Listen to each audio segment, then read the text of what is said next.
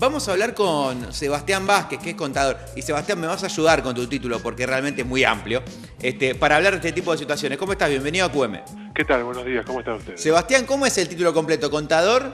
Yo soy contador, especialista en Derecho Tributario y además soy docente en la Diplomatura de Derecho al Deporte de la Universidad Austral, justamente en Impuestos en el Deporte. Bueno, perfecto. Entenderás que todo eso no nos entraba en el graph de la foto para acompañar, pero sí entenderás por qué te llamamos, porque la verdad que nos llama poderosamente la atención cómo una figura, porque más que un club es una figura, digamos, tiene más peso como figura tributaria en este caso que como club de fútbol, nuevamente se entromete en una historia que tiene que ver con triangulaciones sancionadas por FIFA, y acá se ha hecho a las claras, a la vista de todo el mundo. ¿En dónde está la falla, Sebastián?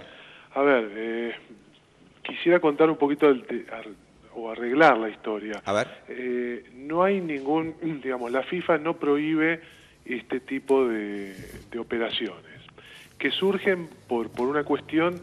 Entiendo yo que en este caso de lo que ha trascendido a través de los distintos medios, es una operación más que nada de resguardo de derechos económicos. Es decir, un grupo inversor o una persona o una sociedad compra los derechos económicos de un jugador, derechos económicos que tienen que ver, están íntimamente relacionados con los derechos federativos.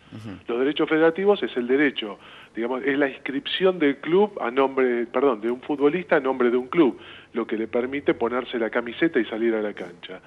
Esos derechos económicos están vinculados con estas inscripciones, es decir, cuando el derecho a inscribirse pasa de un club a otro, las famosas ventas o los famosos préstamos, aquel que tiene derechos económicos, un porcentaje o la totalidad, cobra por esa venta o por ese préstamo. Entonces, para proteger esos derechos económicos es necesario proteger y controlar los derechos federativos. Estas operaciones, los grupos económicos lo hacen a través de lo que se llaman clubes puente. Ahora apareció el Maldonado, que es uno nuevo. Antes había sido el Fénix, Bellavista, Rampla Junior, Boston River y Sudamérica en Uruguay, el Rangers y el Unión San Felipe en Chile y el Locarno de Suiza. Son clubes que prestan el servicio de, para llamarlo de alguna manera, depositar y cuidar los derechos federativos.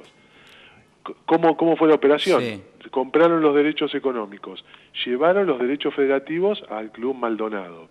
Y después este grupo inversor lo que hizo fue buscarle un destino al jugador.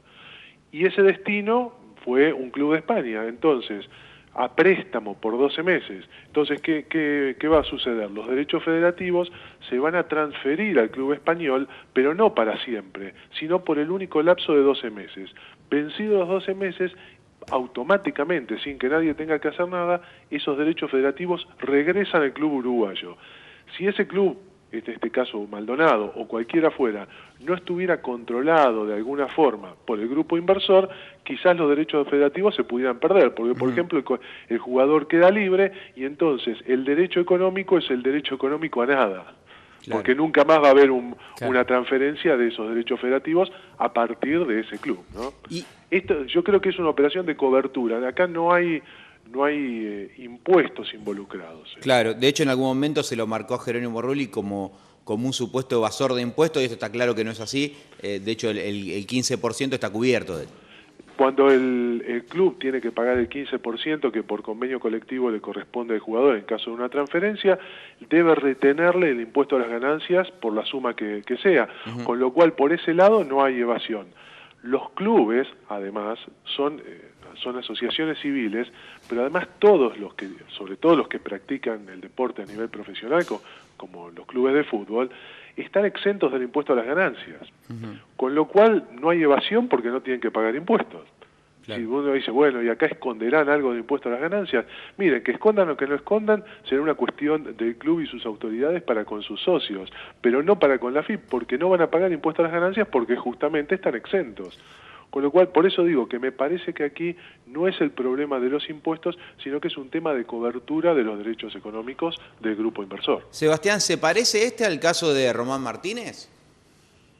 Y son todos casos similares, sí, claro, las mecánicas, las operaciones... No, o sea, lo digo porque en su momento, por el caso de Román, sí hubo una sanción. A ver, el económica. caso de Román Martínez y otros jugadores, yo ahora no recuerdo la lista, pero habían sido unos 20 o 30, Sí. que no pudieron jugar esa primera fecha del campeonato en el año, el campeonato ese sería la Apertura 2012. Todo eso vino derivado por el caso de Botinelli, claro, que fue el primero. En el caso de Botinelli, el jugador queda libre de un club. No es que hay una operación de cobertura. Digamos, eligieron un club, buscaron un club cuando Botinelli queda libre de San Lorenzo para erradicar inmediatamente los derechos federativos y proteger los económicos. En ese caso se sospechaba que había quizás que el jugador tenía un porcentaje de ese pase, además de los grupos económicos, de un grupo una cuestión que apuntaba a lo personal directamente. Sí, y además hubo ahí, en el caso de Botinelli, que fue el que dispara todas estas cuestiones, hubo una desinteligencia, por lo menos una falta de previsión por quien planificó la operación, porque el dinero que iba a ser girado para Unión San Felipe finalmente tenía como destino una cuenta en Miami que era propiedad de una sociedad constituida en un paraíso fiscal. Claro. Digamos, las luces rojas tendrían que haberse prendido por todos lados, claro. Yo me imagino en una cuestión de esta, ¿no? Entonces ahí saltó todo. Si el pago hubiese sido de la Unión San Felipe de Chile, quizás hoy no estaríamos hablando de todo esto, porque los negocios de triangulación seguirían existiendo y con la atención normal que podría tener cualquier otro tipo de negocios a los efectos fiscales. Sebastián, dentro del marco legal queda absolutamente clara la situación. Ahora, lo que al tipo común y corriente, al que está escuchando en su casa tomando mate, la sensación que le queda, y yo charlándolo por ahí con la gente en la calle, es, bueno, al final estos clubes aparecen para que los tipos que tienen mucha guita y representan jugadores o se meten en la representación, como es el caso de los ingleses que han agarrado a Maldonado, hacen negocios a la vista de todos y parecía que constantemente van por afuera de lo legal. ¿Se termina yendo por afuera de lo legal o es algo que está admitido por las partes? No hay ningún negocio ilícito en este caso. Claro. Es una posibilidad.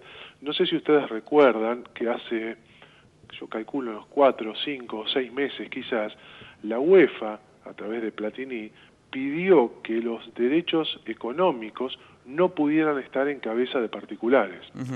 Fue un reclamo fuerte. Y eso se debatió en el último Congreso de FIFA, en oportunidad del Mundial, y quedó todo en la nada. Con lo cual, no hay ninguna... Las legislaciones locales de los países, estos son contratos entre partes, con lo cual, salvo que tengan un objeto prohibido, no sé, salir a robar, distribuir droga, ese tipo de cuestiones, no son contratos inválidos. Y la FIFA en sus reglamentaciones tampoco lo prohíbe. Sí prohíbe la tenencia de derechos federativos en cabeza de particulares. Esos deben ser exclusivamente radicados en los clubes, pero de los derechos económicos no hay ningún tipo de inconveniente. Inclusive la Suprema Corte de Justicia de la Provincia de Buenos Aires, en el caso Juan Simón con Gimnasia de Grima de la Plata, claro, hace poquito, 2 o 3 meses, sacó una sentencia donde reconoce que es posible que los particulares, Juan Simón en este caso, tuvieran participación en los derechos económicos referidos a un jugador. Con lo cual no hay nada raro. La única cuestión que entiendo yo que deben cuidar los clubes es, ante la aparición de estos grupos económicos o inversores o como quieran llamarse, deben, ¿cómo podríamos decir? Deben satisfacerse los propios clubes de que el dinero que van a recibir no proviene de actividades ilícitas, de lavado de activos, de financiación del terrorismo, etcétera. Y para esto hay una normativa de la Unidad de Información Financiera, la UIF, que está referida al negocio del fútbol, si no recuerdo mal, es la número 32 de 2012, que dice que los clubes de fútbol deben requerirle a su contraparte, por ejemplo, en estos casos, que demuestren que los fondos que van a utilizar para comprar al jugador son fondos obtenidos lícitamente. No da la receta, pero uno debe agotar los medios para satisfacerse de que esto es real, ¿no? Sí, el tema de la resolución de Platini, por lo menos a mí no me termina de cerrar, porque por ahí es otro debate, esta cuestión de sacarle los nombres propios a los que ponen el dinero o directamente si no termina siendo un guiño, sobre todo viniendo de Platini y de la UEFA, para el empresariado. Pero bueno, eso será debate para otro momento, supongo, ¿no? Sebastián, muchísimas gracias por aclarar este tema. Por favor, gracias a ustedes y cualquier cosa a disposición.